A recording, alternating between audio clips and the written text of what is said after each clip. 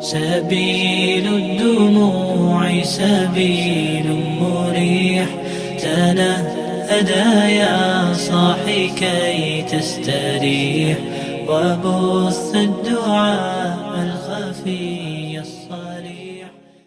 We have another, how should we then work with these Muslims who we consider to be committing major sins or committing bid'ah? What was the nature? We have a hadith in Sahib Bukhari that Umar ibn Khattab narrates that a man during the era of the Prophet ﷺ, his name was Abdullah wa kana yulaqibu hamara, and he had a laqab, a sort of an agnomen, a nickname, whatever you want to call it, which was called not a nice name, and he used to make the Prophet ﷺ laugh. And the Prophet ﷺ at one time had ordered him to be flogged for sharab, because he'd consumed alcohol. For utiya bihi yawman, so he was brought one day. For umira, for amara bihi, for julida, so he was flogged. And a man from the people said, oh Allah, curse him. Ma akthar ma yu'ta bihi, how many times has this person been brought because of this drinking? Allah, curse him. So the Prophet ﷺ said to him, la tal'anuhu, don't curse him. Okay, for wallahi ma alimtu in illa annu yuhibbullah wa rasuluhu, you do not know except that this man loves Allah and he loves the Messenger sallallahu alaihi wasallam. Meaning it's not affecting his iman. His iman is sound. He's making sin, he's making error, he's falling to the desires around him. That's human nature. But don't say anything about his iman. His iman is intact. So acts are not affecting one's iman. Acts are quite clearly not having an impact whatsoever, as we've seen repeatedly. So at the moment we're just talking about Muslims, bear that in mind. And another one, again, this mentioned again in Sahih Bukhari, where another one is being beaten. Abu Hurairah says that some of us were beating him with our hands, someone was bina'lihi with our sandals, someone was with our clothes. فَلَمَّا انْصَرَفَ قَالَ بَعْضُ الْقَوْمِ, one of the people said, أَخْزَاكَ اللَّهِ, may Allah humiliate, degrade you. So the Prophet said, لَا تَقُولُ هَكَذَا لَا تَعِينُ عَلَيْهِ الشَّيْطَانِ, don't assist shaitan against him. This is not what you're supposed to be saying. In Musnad Ahmad, similar, Rasul sallallahu alaihi wasallam said, "La taqulu hakada, don't say this. La tu'inu alayhi shaitan, don't assist shaitan against him. Walakin, what should you say instead? Rahimakullah, Allah have mercy upon him." So make dua for him. Don't say bad things. Are we seeing hate-filled, separatist kind of sect ideology coming from the Prophet sallallahu alaihi wasallam, or are we seeing a very merciful, a very open, a very forgiving, a very inclusive attitude? See, what we're seeing from the aqīda that's being put out by the Salafi group is a very exclusive group. Very exclusivist. You have to meet so specific criteria, and the whole world is deviant. The whole world either are non-Muslim or have left the fold of Islam. And they should be hated on, and they should be despised, and one should carry out whatever level of hatred that they can carry out against them, whatever is possible. And you've got this exclusive little group, which don't, and again, this, I appreciate this is put together by Mohammed al-Qahtani. I don't want to put, I use the word Salafi sect there. I don't want to group all people within broad. It's those who accept this. So, I want that to be, go on the record, is those who accept this as a valid theological base grounds in terms of accuracy. That's the people who buy into this. That's what I'm referring to. It might not be that all the Salafi, those who self-describe themselves as Salafi, would fit in that same understanding. So that needs to be said as well, because we have a habit of labeling one another. So that I just want to make a point on that. It's those who buy into this, and the only reason I use the word Salafi because it's according to the aqīda of the Salaf, because that's a term that is used, and it's been researched here by Muhammad ibn Ali. He refers to it as the Salafi doctrine of al-Walā wal-Barā. But that doesn't mean that all those who describe themselves as Salafis might buy into that. Each person needs to be assessed, or not assessed rather, but each person is based upon his own beliefs and his own understanding.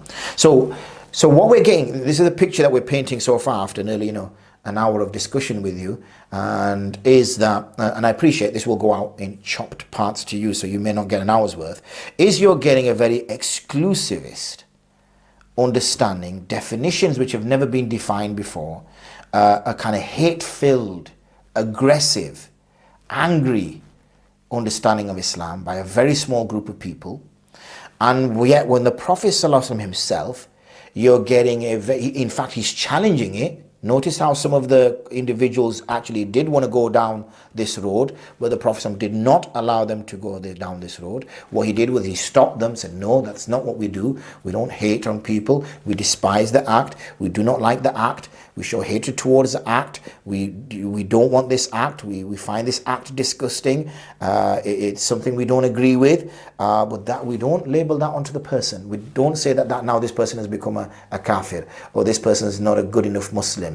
We focus our attention on the act as we've been described. So the Prophet ﷺ's ideology is a very merciful, inclusive, forgiving, yet we're seeing here. So this is, you'll see this throughout, hopefully, these set of videos. And I am conscious of time because I know how much more notes I need to share with you, how much more scribbles I need to share with you, and I'm very much aware of the time. And we have this in Musnad Ahmad, in which an individual approached, and Abi Umama qala inna fata shaban, a young man came at the Nabi sallallahu alaihi wasallam, faqala, he said, Ya Rasulullah, idhan li bi zina, give me permission so that I may commit zina. How did the people react? They started to tell him off and say, oh, you astaghfirullah, what kind of person are you? They're judging him, they're degrading him. What does the Prophet sallallahu alaihi wasallam say? He calls him over, he says to him, fadana minhu qarib, and he came close to him. So we have to follow the teachings of the Prophet sallallahu alaihi wasallam. That's who we follow. We follow the Prophet ﷺ, we follow his sunnah. So they brought him close, and he said, and fajalasa, and he says, Atuhibbu li ummik, would you like somebody to commit zina with your mother? And obviously he said, no, Ya Allah, Ya Rasulullah, I would never want something like that. So, may I be ransomed for you. So he says, well, likewise, people don't like people to commit zina with their mothers. Would you would you do it with, would you prefer it if somebody did zina with your daughter? He said, astaghfirullah, wallahi, never. So Rasulullah said, well, people also don't like somebody to commit zina with their daughters. Would you prefer if somebody did zina with your sister? Again he said no. Then again Rasulullah responded the same way, and he went through this until he eventually understood. What did the Prophet do then? For wada yadu alayhi, this is a person who's asking permission to commit a major sin for which, according to Sharia, as it's applied, is pelting to death. How did the Prophet deal with him? For wada yaduhu alayhi, he placed his hands upon him. Remember, I put my disclaimer because you get people out there, even when I said it, I thought, okay, this is obviously within a Sharia state, that would be a pelting with those who would, and the people would have already agreed to that Sharia ruling, and that's how it would be applied. This is not some random act that would be carried out as a vigilante act. That's not what I'm talking about. And if people want to take individuals' words and take them out of context and spin a yarn with it, then I guess they will do that. For wada yaduhu alayhi, Rasul placed his hand on him, waqala, and he said, Allah maghfir dhanb, or Allah does forgive his sin, wa tahhir qalba, and cleanse his heart, wa hassin farja, and safeguard his chastity. So he went. فَلَمْ يَكُنْ بَعْدَ ذَلِكَ الْفَتَى يَلْتَفِتُ إِلَى شَيْءٍ. And after this day, this young man never committed any sin whatsoever. So how did the Prophet ﷺ deal with him? And how do we sometimes feel he should have been dealt with? So this over-judgmental, this aggressive, not separating the sin from the individual, even associating a sin on his beliefs. This is something that we have to be very, very careful about.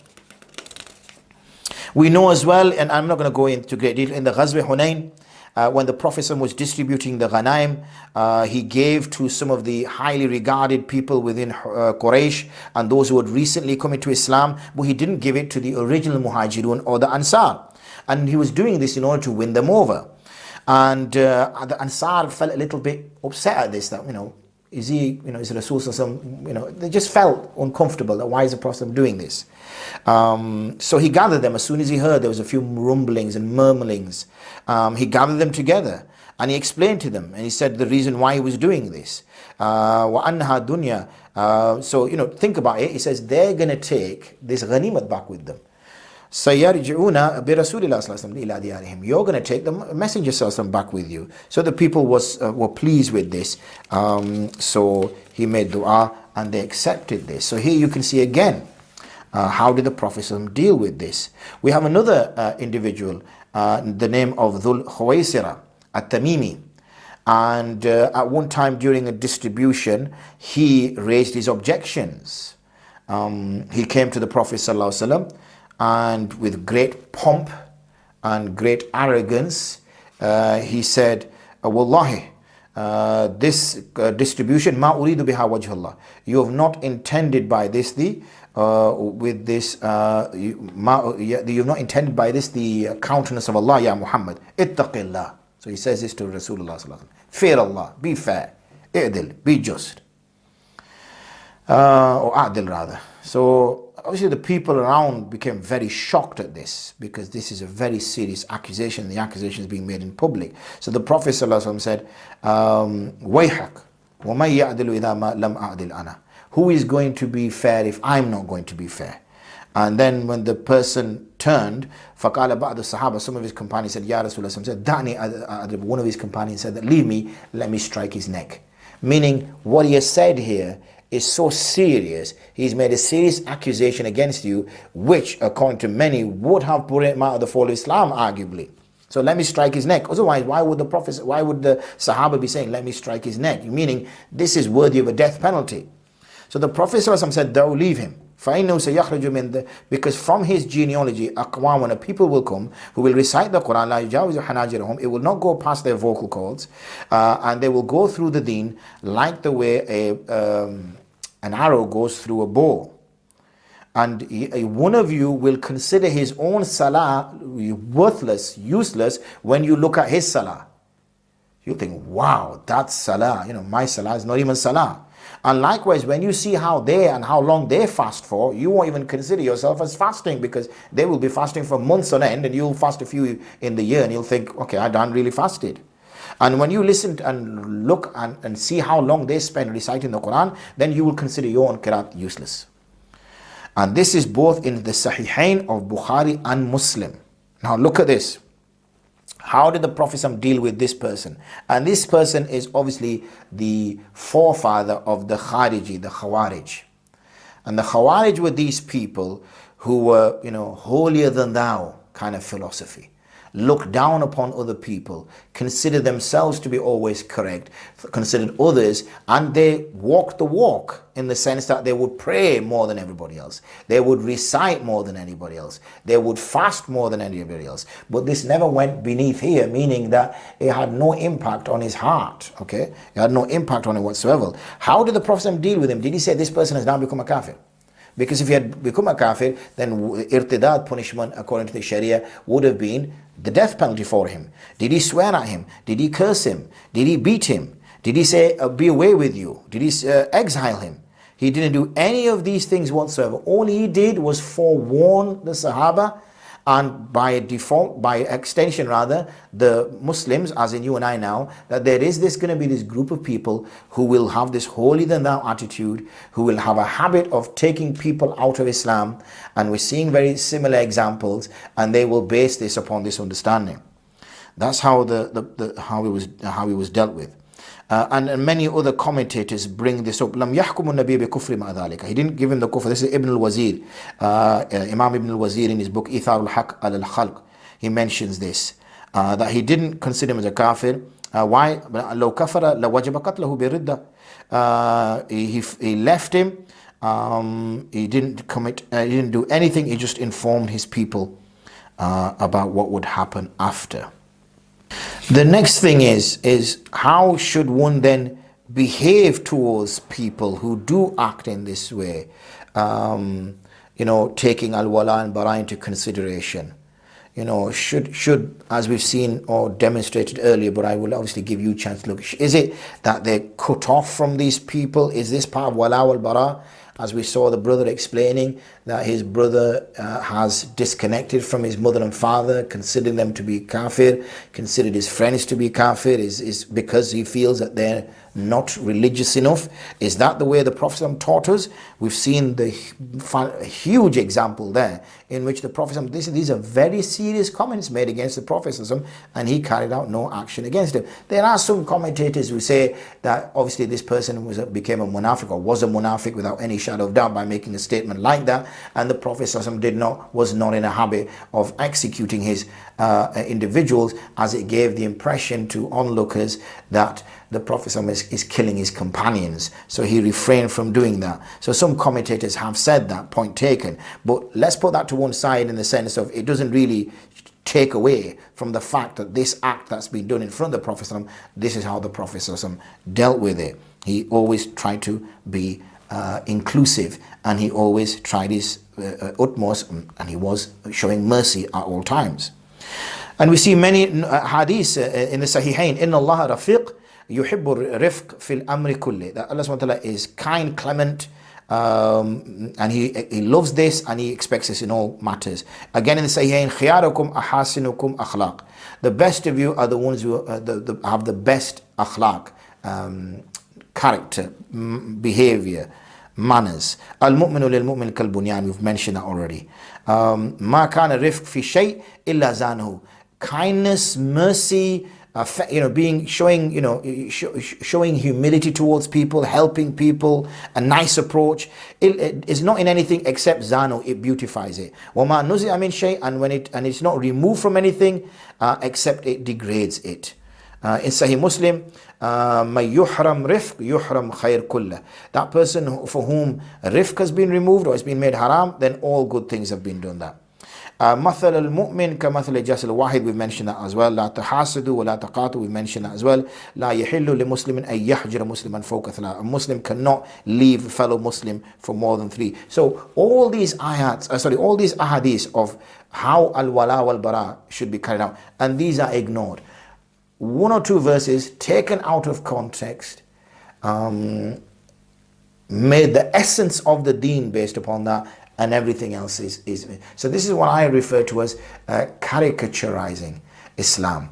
A caricature is, for example, if you see a cartoon and somebody's got sort of, say, slightly big ears, then what you'd find the caricature of him would be somebody with absolutely huge sort of elephant-sized ears, because you're kind of taking an area or some part of him which is, slightly humorous or something to laugh at, and you're enlarging that, you're making that bigger, you're focusing people's attention on that so that people would laugh at that. What you find here is also the caricaturizing of Islam, where one aspect is brought and is blown out of proportion, and basically it becomes the tenant to decide whether a person is a Muslim or not a Muslim. Never mind whether the person is a bid'ati or not a bid'ati, or whether the person is a fasik or not a fasik. It's now reached to a point where whether the person is a Muslim or not a Muslim. And as I said, there's much more that I could sort of share along that, but I'm very conscious of time, and I really don't want this to go beyond 2 hours.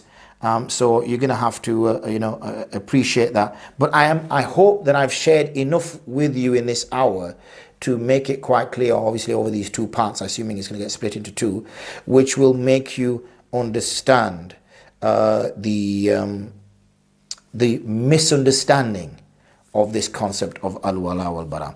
إِنَّمَا الْمُؤْمِنُونَ إِخْوَةٌ فَأَصْلِحُوا بَيْنَ أَخَوَيْكُمْ. We've had this مَنْ يَقْتُلْ مُؤْمِنًا مُتَعَمِّدًا فَجَزَاؤُهُ جَهَنَّمُ وَالْمُؤْمِنُونَ وَالْمُؤْمِنَاتُ بَعْضُهُمْ أَوْلِيَاءُ بَعْضٍ وَاخْفِضْ جَنَاحَكَ لِلْمُؤْمِنِينَ إِنَّمَا وَلِيُّكُمُ اللَّهُ وَرَسُولُهُ وَالَّذِينَ آمَنُوا. We've shared many of these verses with you already before, about how one should show kindness and keeping ties with people. Al-Muslimu man salim al-Muslimuna min lisani wa yadihi muttafaqun alayhi. So this is in both Bukhari and Muslim. A Muslim is one whom the Muslims are free from his tongue and from his hand, meaning he doesn't speak ill of them and he doesn't attack them.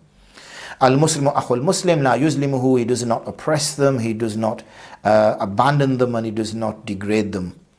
And these have been mentioned in great detail with you as well. Do you, can we see in all these verses that I've explained to you how one Muslim is being described slightly differently by saying, oh well, you only show affection to good Muslims? Have you seen those words at all? Have you seen you only show affection to practicing Muslims?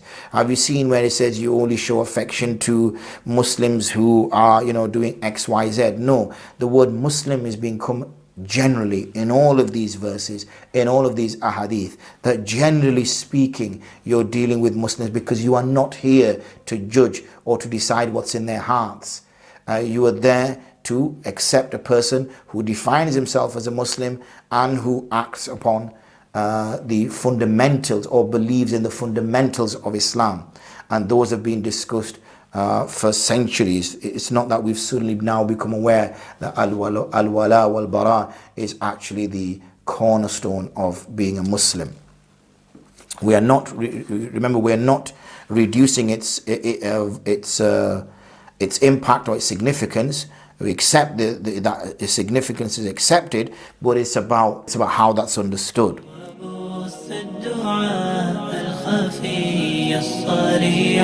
يسعك الفضاء الرحيم الفسيح